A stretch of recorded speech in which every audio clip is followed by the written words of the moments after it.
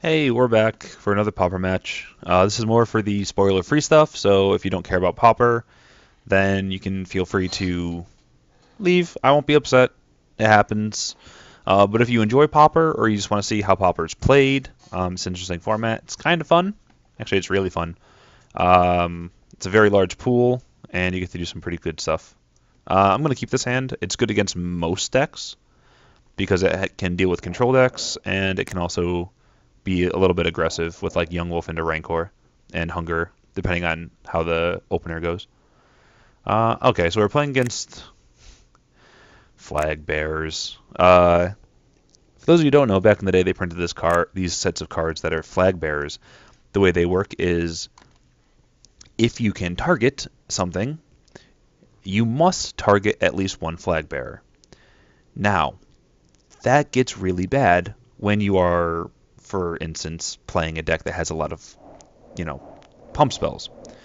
Because if they go turn 2 Flag Bearer, you are in a situation where you can't win, basically, because most of your deck becomes a blank at that point. It's really sad, but, it's the way that it works. It's a hoser. I don't know if they play it in the main as much. They might. They might not. I don't know, honestly. But yeah. So hopefully he doesn't have it in the main, and if he does have it in the main, then he doesn't run it out. Normally, I would curve out with the safe hold delete. You just play 1-drop, 2-drop, instead of wasting the mana like I am right now. But the last thing I want to do is run into a Flag Bearer, because it just hoses me. They also have a couple other cards that are just, incredibly good against me. They have cards that I have protection from monocolored. I believe those are from Ravnica block. So it's just this deck has a super good matchup. It also has like Crossroads, and if I remember correctly, it also has the 2-drop flyers. Oh, okay. It also has the 2-drop flyers that can bounce permanents that you control, which allows the Crossroads to get replayed, several times in a game. Oh, good, lands. Exactly what a super aggressive deck that doesn't have anything that costs more than 2 wants. So I'll run out of safe hold delete, and if he has another Journey to Nowhere, then I'm in a bad place. But yeah, this deck just has a really good matchup against the really aggressive decks, which is weird because the format I believe is move more controlling. Again, as I said in the last video when I played this, I've kind of been out of the format for a little bit because they got rid of the dailies, and that's where I would grind, and I was actually making a decent amount of money off of it. And by money I mean ticks, and by ticks I mean like I could make 10 ticks off of a turn on average, which meant I could do good stuff. But ooh, quicksand. That's a card that's good. Um, because it makes it so if I attack him, he just goes quicksand, and then oh, never mind. It doesn't matter because he has the other Journey to Nowhere that I was talking about. All right. Sweet. I'm just gonna keep playing things until you stop killing my things or removing my things. I mean, at least I'm keeping on the back foot so he hasn't been able to establish any board presence. That's always happy.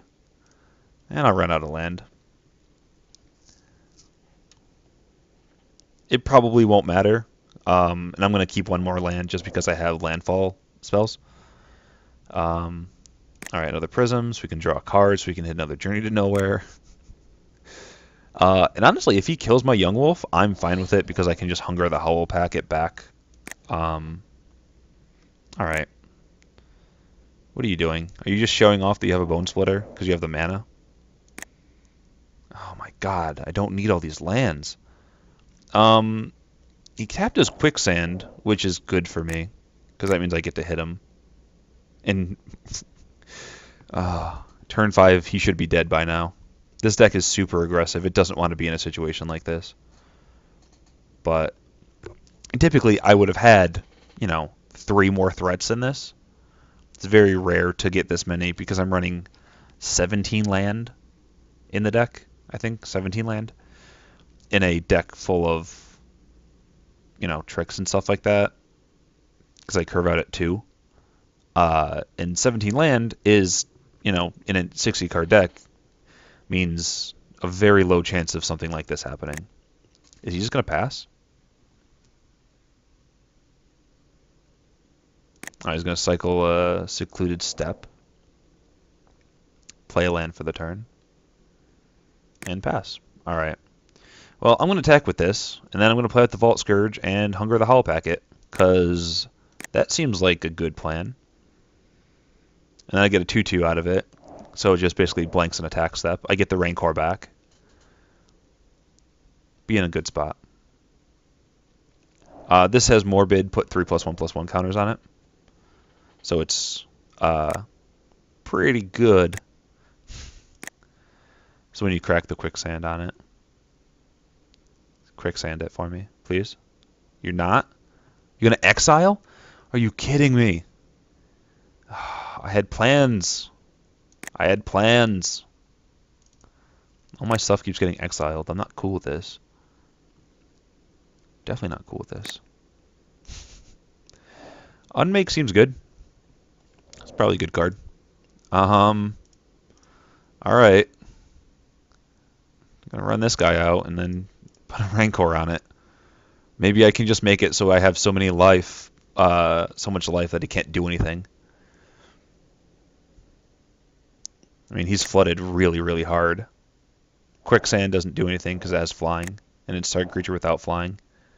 Also, I'm getting flooded out. Alright, let's do some math. If I hit him for 4 every turn, he's dead 1 turn quicker. Let's go 3, 6, 9, 12, 15, 18. That's 6 turns.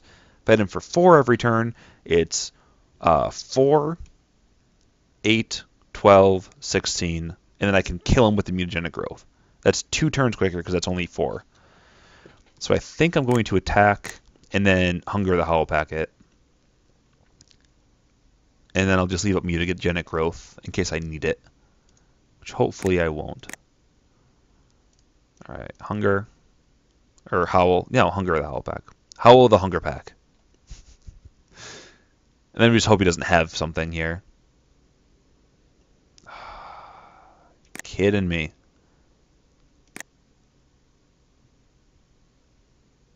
He dealt with all my value creatures. Go ahead.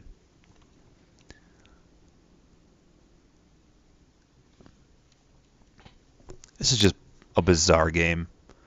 Just haymaker after haymaker here. If I could have just gotten any of my creatures to stick, he would have been so dead. But, hey, this is how the game works. He has a Glint Hawk, so he can draw a card off of the Prophetic Prism. Yep. This is when he starts to go off. This is why I like playing aggressive decks. I hate sitting here. I don't like putting my opponent in a position where they're sitting there saying, oh god, they have the inevitability now. I really can't do anything. Alright, and they have the protection from monocolored guy. So my only out is to draw another Safehold Elite to get by that. I'm not drawing the Safehold Elite. So I'm just going to start taking damage every turn. A decent amount. Yeah. I need a really good creature in a really bad way. Because I don't really have any removal because I'm playing mono green. So, there's that. It's also really interesting to see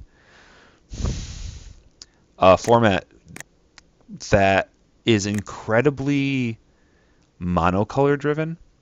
Mono black is a very popular deck. Mono blue is a popular deck. Mono white, mono green. Mono red, not so much, except for the burn decks, which aren't as popular.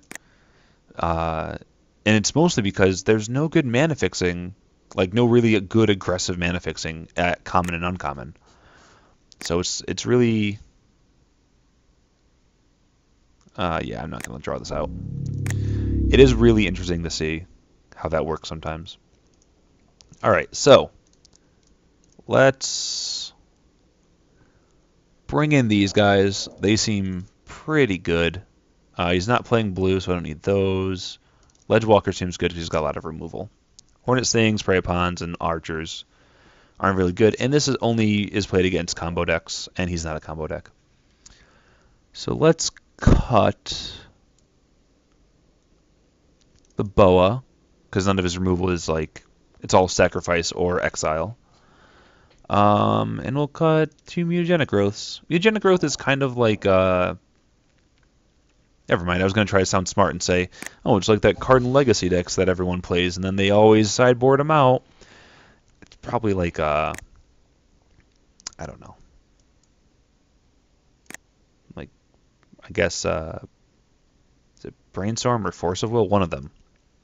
You just always see them sideboard them out because they're really good against, they're decent against everything, but you also always have something better to bring in against something like a very specific threat. Alright, that's fine.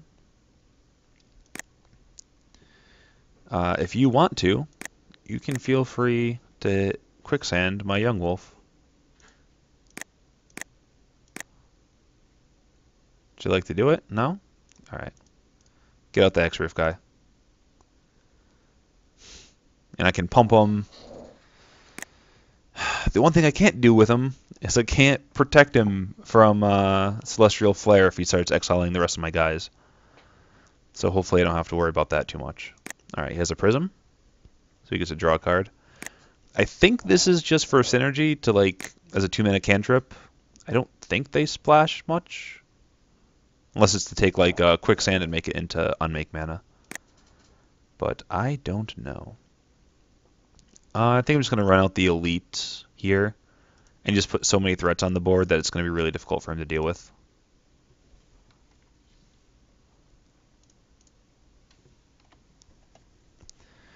Because if he does have something that does like deals with one of my creatures, it's going to be really difficult for him to deal with all of my creatures.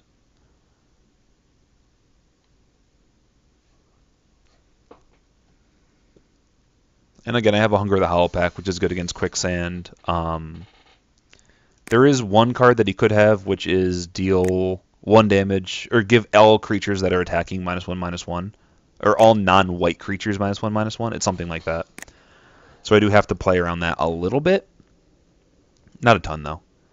I'm not going to bother blowing up the prisms and basically taking a turn off. I don't think it's worth it. But I will do that.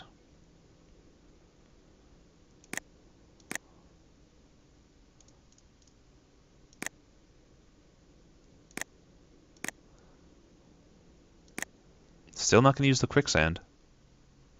Huh. Very interesting. I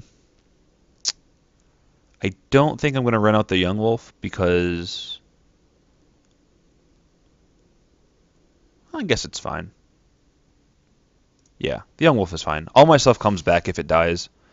My 2/2s become 1/1s, my 1/1s become 2/2s. And the vines, the only thing I really want to protect is the ledge walker. And as of right now, I don't really need to do that. The only thought would be if he did play something crazy, I would be able to hunger that, like if he did kill some stuff. But he didn't. Yeah, I'll play a land for a turn. Is he dead? Swing with everything. He probably blocks a young wolf. He takes 3, 4, 5, 6, 10, 11. Yeah, so he's dead. If he blocks this, then I'll just eat that and then make this guy huge.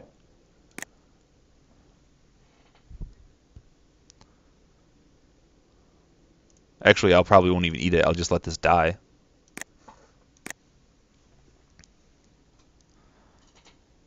Alright, so he's doing it that way. And I'll cash this. And last time I counted, that was 11.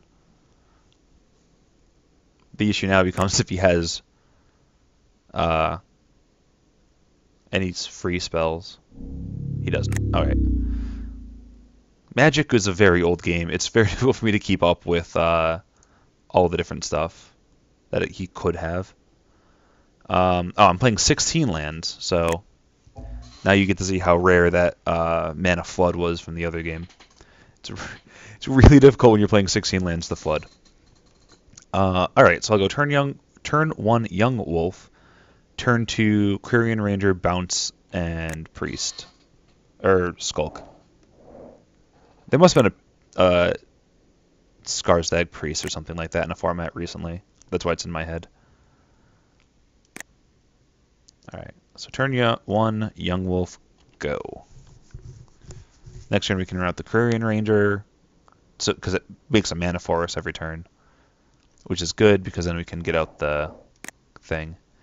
Alright, so that's not something we're blowing up with our card that does stuff. That blows up things.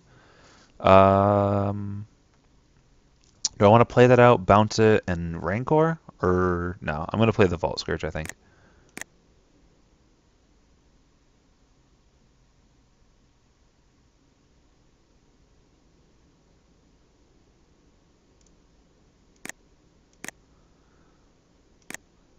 We get to do that. We also get to untap the Young Wolf for what that's worth, which I don't think is much, but flicker the land, make some comically large skies, and then I get to play Vault Scourge out. And if this survives, next turn I can play the Ledgewalker, and then I'm pretty much a very, very happy boy.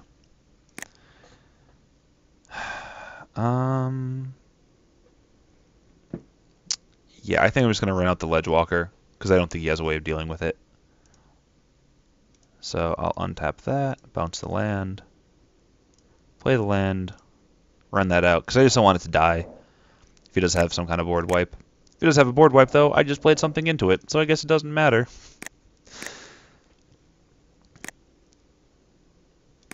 Cool, not punished. Quirion Ranger is really an all-star in the deck. You're running so few lands that having a creature that basically counts as a land and you don't need to, like, tap it or anything is really good. Alright, so he's going to draw a card and gain a bunch of life. And then draw another card. Jeez. Alright, so apparently he didn't like his hand, so he's just going to make a new one. But I'm very happy because next turn I'll have up Groundswell and I can Rancor something. I can play out the Pit Skulk, which is probably going to be unblockable if I need it to be.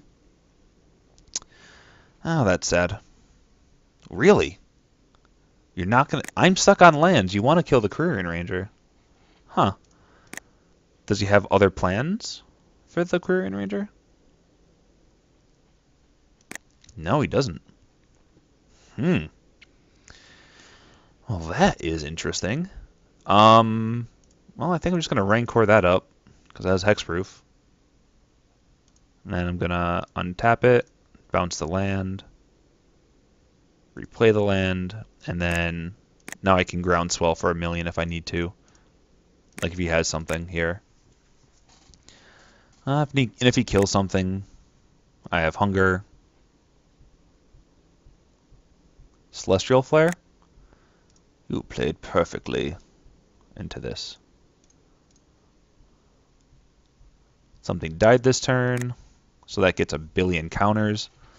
I get my wolf back. Yeah. I don't know how he deals with this, honestly. It's he has to have 2 ways of getting rid of creatures before he can use a flare again. And if I see I'm down to just this one creature, I'm not going to run into a flare because I forgot that was a card that gets played. And thus I ran into it in the previous game. Or game 1 maybe it was. But yeah, no, I have a Journey of Nowhere, which I can kill if I eventually get my thing, so I can get that back. I'm not in a bad spot. Alright, Sunlance, you got it. Do you have another removal spell? You are passing the turn, I guess. It's like a removal spell, I guess. Huh. I can't kill him this turn, sadly. I can come close, but I can't kill him. So I think I'm just going to run out a Young Wolf and attack because he doesn't have double flare mana up. And this lets me, if he has a way of killing this and then dealing with that, then I at least have some board presence out.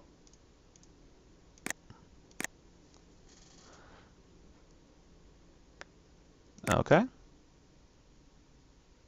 And then untap that, bounce the land. How you do. And then I'm going to run out the Pit Skulk because it is the most toughness. And I think there's something that does -1/-1 to everything that's not white. And this thing can be a lethal attacker next turn with Groundswell. That's unblockable. This can't be blocked except by creatures with flying. I have Howl, the Hunger Pack, to give something +1/+1 because fun.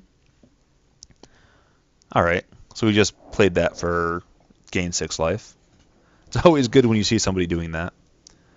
But I still have him dead with Groundswell next turn. Because these two alone are lethal. Yeah, so he's just dead.